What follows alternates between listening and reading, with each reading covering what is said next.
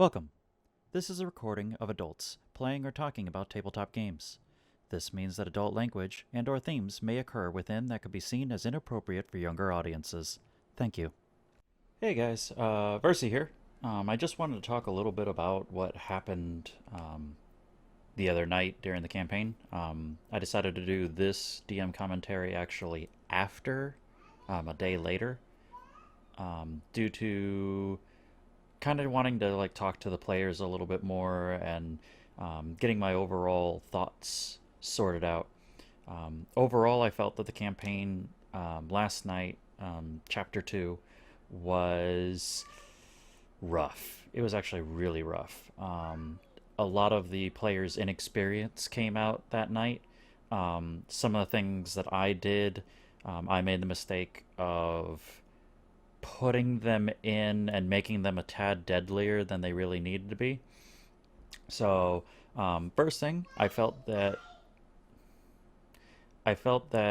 the creatures, the bandits that they went against last night, were actually just perfect. Um, Slightly weaker than the players, but not overly beefy, not overly dangerous. Um, and at certain points, one of the players, Flowers, he actually took on three to four of them at a time, and it was just sheerly because of the quantity of them and their ability to manipulate the surroundings, that he was actually caught in the end, in the combat. Um, Overall, though, I felt that like I said, the night was really rough. We had some major issues where they didn't know um, certain just kind of generic things, which I had to talk to them about afterwards. So we kind of had a one-on-one afterwards where we talked about where they did things wrong, what they did right, when did they do, when was this a good thing, when was this a bad thing. There was a couple questions about their RPing because there was distance issues. Did I hear this? Do I know this? Um, and so things got a little bit ucky, if we can use that word. Um, we had a problem where the party got split up. They didn't get back together. When they finally got back together, they split up again. People didn't stick together. First, we had Flowers out of position, and then finally, the players started to come in, and I surprised them with an extra bandit behind them, and that just threw them to the wind. They didn't know what to do, and it ended up getting them almost killed in the end. Luckily for them, the bandits nor Ichabod actually wanted to kill them. That was actually set up straight up in my notes. He needed them. He was going to use them from the beginning. So my purpose was actually to capture them the entire time. So I needed to beat them up and then get them to surrender. But I actually expected them to do a number of things they didn't. They immediately scouted. Flowers, played by Nate, is extremely bloodthirsty, in his character, and he's always kind of been that way. At least in our initial gaming, he's always been the let's dive right into combat. Um, but he also didn't know when to give up. Um, I mean, he was taking on four, five, six bandits at a time and thinking that he was going to do fine. And it took me getting six stunt points on a gunshot to really get him to realize that this was a bad situation. So I was actually really terrified that I was going to end up accidentally killing them right off the bat in second session. Um, if that happened, I would have just killed them. I mean, that's how you got to handle it. I never wanted to have them die, but I did want them to parlay at some point. I wanted that RP element to come into it. I talked to them about being able to run away. They finally kind of figured out that they can kind of do that, but they felt that they were forced to stay on the map that I gave them, and a couple things like that. And it was a little bit rough. I guess that's really all I could really say about that. But um, we talked it through and things were great. I explained to them the multi different scenarios that they could have gone through the building, the police station that they were at. Trying to explain how to manipulate, the scene scenario, how to RP better to give them information. At one point, I had a gunshot go into a gas tank, and I explained to them that at least the way that our system runs and I wanted the game to be is that they are telling the story to me. I'm just making sure that the story makes sense. And so when a gunshot hit, if one of them said, "Oh my God, is there gas leaking out of it?" Even though it's 13 years in the future and that place totally would have dried up, there's no reason that gas would have been coming out of that. That's not how gas pumps work. I absolutely would have made gas start coming out of it just to throw that extra element in, because at that point, then we have anyone with a gun can light get the gas. We had Biscuits who's trained in fire magic, so lots of cool things could have happened at that point. And that could have really turned the tide for them in a lot of different situations. They could have maneuvered and manipulated, or maybe even the NPCs, the bandits, used it to their advantage. I mentioned to them that there were a couple things once I realized that things were going wrong that I didn't do. I was going to make the ground icy in the area. I was going to make there be modifiers to hit, um, like negatives, because it was dark out. And I kind of just threw a lot of that out the window because they weren't ready for that. Um, but like flowers, for example, really took advantage of cover this round, and that was a really good mechanic for him to see, and the players got to see how beneficial that was. There was at one point like he was taking on 4 or 5 people at a time, and because he had like this just absolutely full cover around his character, he was able to like avoid almost everything at that point. So it was really beneficial for him.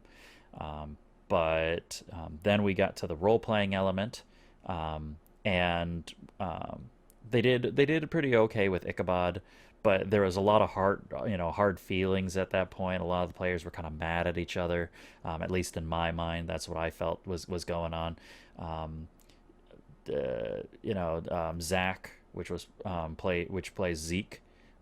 He was really pissed at Flowers because he almost got killed, all because of what Flowers did in the beginning instead of like negotiating or reasoning or anything like that. Even though technically it was really more Zach's fault that he got so close to death. He was furious. So then we had this brief little like player squabble, um, where each one punched each other once. Luckily, the system kind of took care of it before I needed to step in as a DM, and they kind of realized that like they weren't going to like do anything beneficial by doing this because their armor negated the damage. So mechanics kind of saved us from having a bigger issue there. But then we kind of had like this underlining like frustration at that point. All the players were really frustrated at each other. Biscuits was like the only one that was totally chill with the situation. He actually took charge, which was really cool. He's my newest player, Andrew is, and he stepped up. He started asking questions. He's trying to figure things out. He had all these different things that he wanted to to ask Ichabod. But in the end, his problem was is he was not sure what he could ask or what he couldn't ask, and he has certain RP elements that have yet to be exposed to the rest of the players. So there was a little bit of an issue there with his character, but we talked it out, and he's good. But then we had the creature that was chasing them and killing off the bandits. And this was a mechanic that I had pre-planned, because I wanted to have the players reach a point where Ichabod is not this super powerful being. The only reason he's been so powerful to them so far is because he's always been in a position of control. He's always had bandits around him. He's always outnumbered them. He's a higher level than them. He's got all these weird, funky things. He's got that weird, raven mask. He's got this bandolier full of test tubes that they don't know what they all do.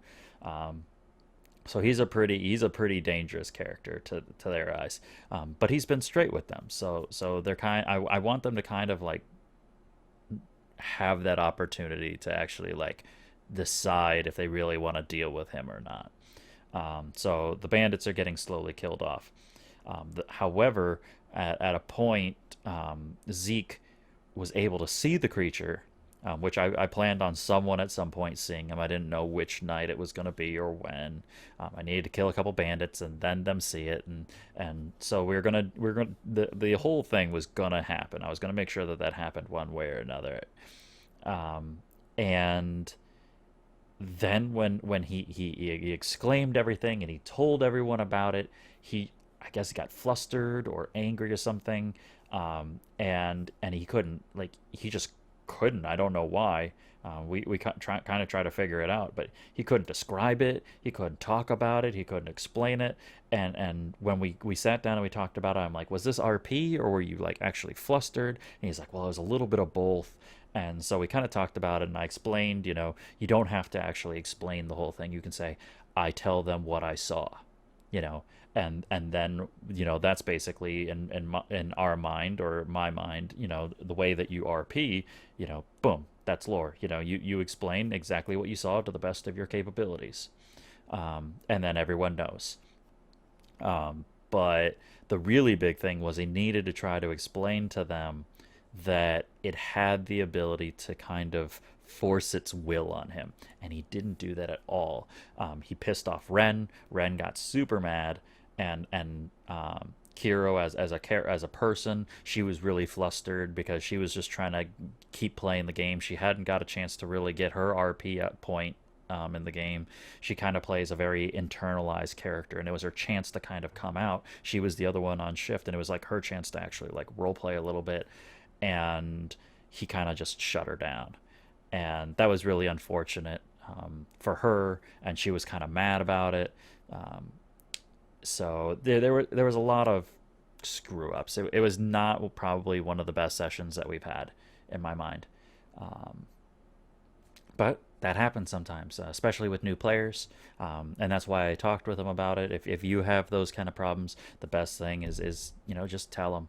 I sat down, I scolded them for some things, not really scolded, but constructive criticism, with an angry tone, and just said, hey, look, rule number one: don't split the party.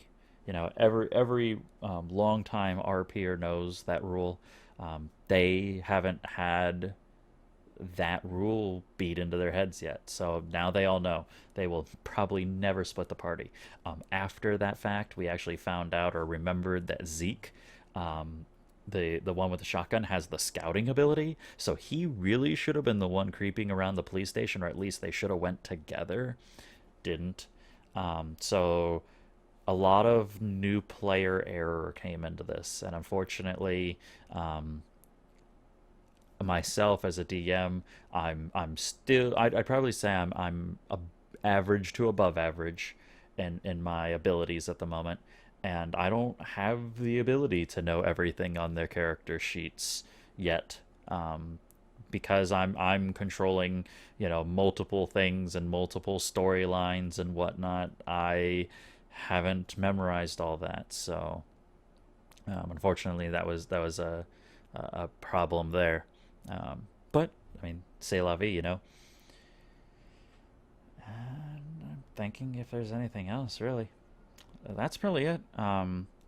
Hopefully we have a better session next time. I'm actually really excited. There's a really cool mix of stories. I took some of the stories of things that I've read and things I remember from like my childhood, from books and games and stuff, and I have a good mix of like three or four, and gave my own little spin and twist on them, and they're all gonna run into them all at the exact same time, when they reach their destination. So lots more RP coming up next week. Some really cool combat elements that you're going to see. It's going to go probably they're going to have a small bit of RP, a lot of a good burst of combat. They're going to feel like badasses. They're going to kill a bunch of shit. So it's going to be really cool for them. They're going to love it. And then we're going straight back into a big RP element, which will probably last the rest of the session. So if you like RP, next Sunday is the time to really watch. Chapter 3 is going to be the big one, so far anyway. And if you want to see some cool elements, a cool way to handle zombies in the future for your campaign, I have a cool mechanic that I've never seen another game use, and it's cool. I've used it all the time with zombies in any game that I've ever done, and I've never seen anything like it, so I hope you enjoy it too. Bye, guys.